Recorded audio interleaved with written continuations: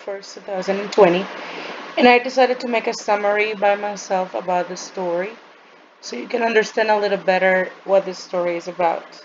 I noticed some characters trait that I found very interesting and surprising. So let's begin the summary overview. You're going to copy everything that I have here on your notebook, which is the summary in general that I'm providing you.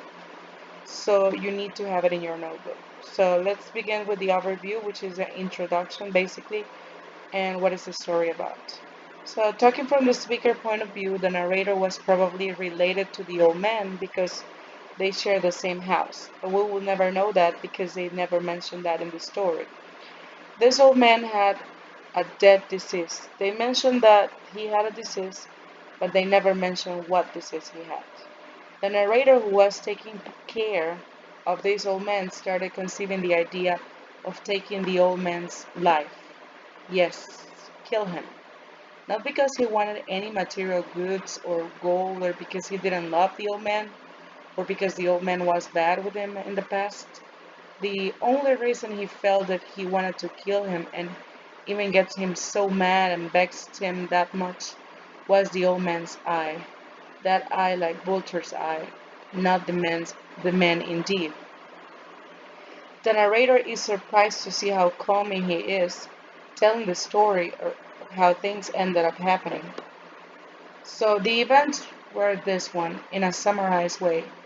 So the narrator continues telling how things happen. He describes how he used to go to the old man's chamber to see how he was doing. He also mentions how this old man tried to comfort himself, but according to the narrator, it was in vain.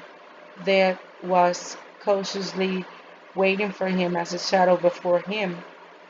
He liked to hear the groans and the old man suffering. He felt the extent of his own powers, of his sagacity that was a triumph for him that he can scarcely contain. Finally, the old man died, and he dismembered his body. He cut off his head, his arms, and everything, and buried it, leaving no blood track, no clue. How the outcome go? What is the ending of this story? So there was a knock at the door.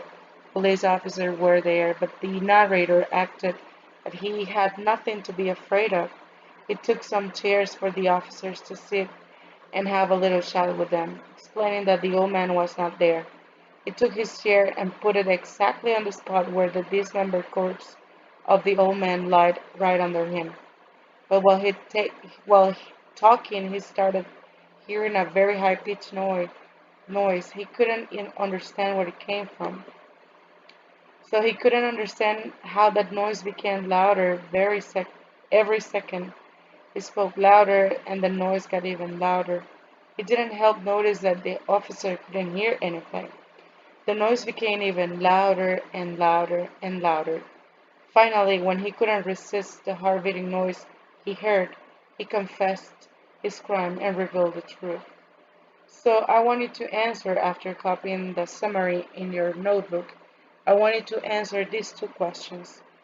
Okay, do you think the narrator had a mental problem? And if you think so, you can tell me why. You can use the book as reference and some of these sentences in the book to explain why you think he had a mental problem. And the number two, how do you think a mental state on the narrator would have affected his description of the events? Do you think he had a mental state? So how this affected the narration of the story? Can we trust him in the way he narrated the events? Or is not someone to trust at? Okay? So if you have any questions, just let me know. Remember, you need to have this in your notebook. Okay? Have a great day. God bless you.